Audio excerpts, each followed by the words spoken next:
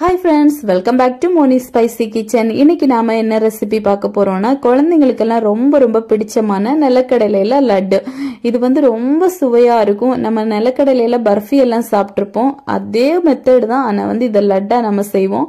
இது வந்து உடம்புக்கு ரொம்ப ஹெல்த்தியா இருக்கும். குழந்தைங்களுக்கு டெய்லி இந்த மாதிரி ஒண்ணு வச்சு கொடுங்க.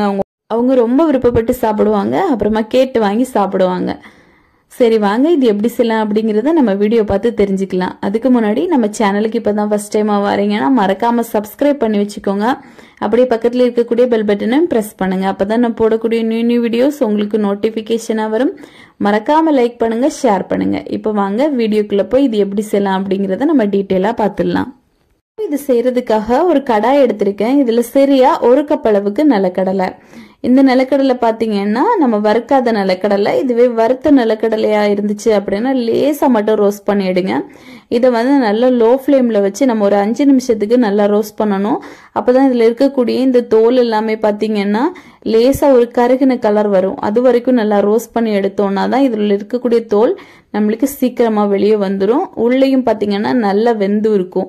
அதனால இந்த மாதிரி நல்லா உரிக்க வந்துச்சு அப்படின்னா நீங்க ஸ்டவ் ஆஃப் பண்ணிடுங்க. ஆஃப் பண்ணிட்டு இதை இப்படியே நம்ம ஆற விட்டுடலாம். இது ஒரு பிளேட்டுக்கு மாத்திரலாம். மாத்திட்டு இது நல்லா ஆறட்டும். ஆறுனதுக்கு அப்புறமா தான் நம்மளுக்கு தோல் உரிக்க வரும். அதனால இதை நல்லா ஆற விட்டுருங்க. இப்போ இது ஒரு பக்கம் ஆறிட்டு இருக்கட்டும். ஒரு 5 மினிட்ஸ் கழிச்சு நம்ம இதுல இருக்கக்கூடிய தோல் எல்லாத்தையுமே ரிமூவ் பண்ணிடலாம். ஈஸியா வந்துடும். ஓகே, இப்போ பாருங்க ஒரு 5 மினிட்ஸ் ஆயிடுச்சு. நான் எல்லா தோலையும் ரிமூவ் பண்ணிட்டேன். இதுல வந்து கொஞ்சம் பெரிய பீஸா இருக்கக்கூடிய முழு பீஸா இருக்கக்கூடிய நிலக்கடலையில அதை மட்டும் ரெண்டா இந்த மாதிரி உடைச்சு விட்டுக்கோங்க. உங்களுக்கு பார்த்தா தெரியும் நினைக்கிறேன். இந்த மாதிரி ரெண்டா உடைச்சு விட்டுக்கோங்க. இப்போ ஓகே, இப்போ அதே கடாயில சரியா 3/4 கப் அளவுக்கு நம்ம வந்து வெல்லம் எடுக்கணும். வெல்லம் வந்து நல்ல கலரா இருக்கக்கூடிய வெல்லமா எடுத்துக்கோங்க. நல்ல லேசான சர்க்கரை எல்லாம் கிடைக்கும். அதெல்லாம் யூஸ் பண்ணாதீங்க, அது நல்லது கிடையாது. அது மட்டும் இல்லாம இதுல நீங்க வெல்லத்துக்கு பதிலாக கருப்பட்டி, நாட்டு சர்க்கரை எல்லாமே சேர்த்துக்கலாம். அது உடம்புக்கு ரொம்ப ஹெல்த்தியா இருக்கும். இப்போ இதுல ஒரு 1/4 கப்பு கூட தண்ணியும் சேர்த்துட்டு நல்லா வந்து நம்ம காய்ச்சி எடுக்க போறோம். இதுல பாகு பதம் வந்து ரொம்ப முக்கியம். நல்ல ஸ்டிக்கியான கன்சிஸ்டன்சி வரணும், ஒரு கம்பி பதம் அப்படிங்கிறது. இப்போ இது நல்லா கொதிச்சிட்டு இருக்கு. கொஞ்சம் இந்த அளவுக்கு நல்ல கலர் சேஞ்ச் ஆகி பபிள்ஸ் எல்லாம் நல்லா வர தொடங்கினதுமே இதுல வந்து நம்ம பாகு பதம் செக் பண்ணிடலாம். கொஞ்சமா மட்டும் கையில எடுத்துட்டு 2 விரல் வச்சு இந்த மாதிரி தொட்டு பாருங்க. ஒரு கம்பி மாதிரி வந்து உடையணும். இது வந்து பாத்தீங்கன்னா நல்லா ஸ்டிக்கியா இருக்கும். உங்களுக்கு பார்த்தா தெரியும்னு நினைக்கிறேன். ஒரு நூல் மாதிரி வரும். இந்த மாதிரி வரது வரைக்கும் நல்லா காய்ச்சி எடுத்துட்டு இப்போ இந்த டைம்ல நம்ம உரிச்சு வச்சிருக்கோம்ல அந்த நிலக்கடலை, அது எல்லாத்தையுமே இதுக்குள்ள சேர்த்துடலாம். சேர்த்துட்டு நல்லா லோ ஃப்ளேம்ல வச்சு கிளறி கொடுத்துட்டே இருங்க. அப்பதான் இந்த பாகு இந்த நிலக்கடலையோட எல்லா பக்கத்துலயும் நல்லா பட்டு நல்லா ஈவனா குக் ஆகும். அது வரைக்கும் நல்லா லோ ஃப்ளேம்ல வச்சு இந்த மாதிரி கலந்து கொடுத்துட்டே இருங்க. ஹை ஃப்ளேம்ல வச்சிட்டீங்க அப்படின்னா சீக்கிரமாவே இந்த பாகு வந்து கரிய ஆரம்பிச்சிரும்.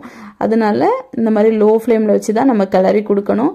இப்போ ஓகே, ஓரளவுக்கு நிலக்கடலையோட எல்லா பக்கமும் நல்லா பட்டுருச்சு. இப்போ இதை அப்படியே எடுத்து நம்ம வந்து ஒரு கவுண்டர் டாப்ல வச்சுட்டு கிளறி கொடுத்துட்டே இருக்கணும். ஸ்டவ்ல இருந்து எடுத்துட்டு இந்த மாதிரி கிளறி கொடுத்துட்டே இருங்க.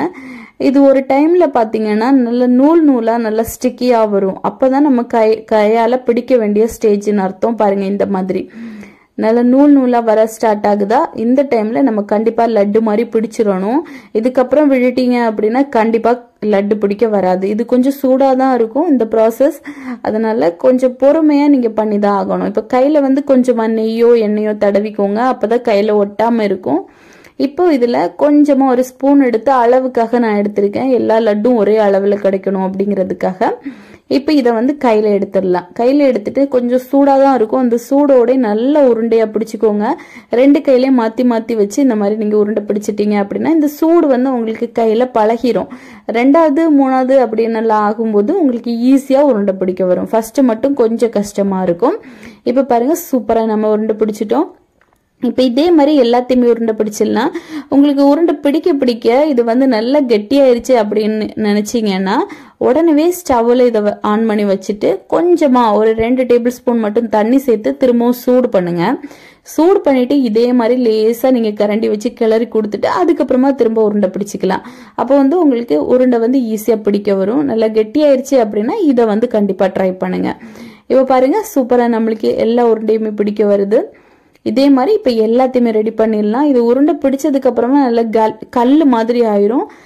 அதனால நல்லா சூடா இருக்கும்போதே உருண்டை பிடிக்க ஆரம்பிச்சிருங்க. இப்போ அவ்வளவுதான், நம்மளுக்கு சூப்பரா ரெடி ஆயிருச்சு. இந்த பீனட் லட்டு பாத்தீங்க அப்படின்னா நீங்க வந்து ஒரு 2 வீக்ஸ் வரைக்கும் வச்சு சாப்பிடலாம். ரொம்ப ரொம்ப நல்லா இருக்கும், உடம்புக்கும் நல்லா ஹெல்த்தியா இருக்கும். டயட்ல இருக்கவங்க இல்ல குழந்தைங்க இல்ல பெரியவங்க யாருக்கு வேணா இது சாப்பிடலாம். ரொம்ப ரொம்ப டேஸ்டியான ஒரு ரெசிபி தான். ஸோ கண்டிப்பா நீங்களும் இதை உங்க வீட்டில் ட்ரை பண்ணி பாருங்க. ட்ரை பண்ணி பார்த்துட்டு எப்படி வந்துச்சு அப்படிங்கிறத மறக்காம கமெண்ட் பண்ணுங்க. அப்புறமா இதே மாதிரி இன்னும் நிறைய ரெசிபிஸ் உங்களுக்கு வேணும் அப்படின்னா மோனி ஸ்பைசி கிச்சன் சேனலை சப்ஸ்கிரைப் பண்ணி வச்சுக்கோங்க. அப்படியே பக்கத்தில் இருக்கக்கூடிய பெல்லையும் ப்ரெஸ் பண்ணிடுங்க. அப்போ தான் நான் போடக்கூடிய நியூ வீடியோஸ் உங்களுக்கு நோட்டிஃபிகேஷனாக வரும். மறக்காம லைக் பண்ணுங்க, ஷேர் பண்ணுங்க. நெக்ஸ்ட் இன்னொரு வீடியோவில் உங்களை சந்திக்கும் வரை டேக் கேர், பாய்.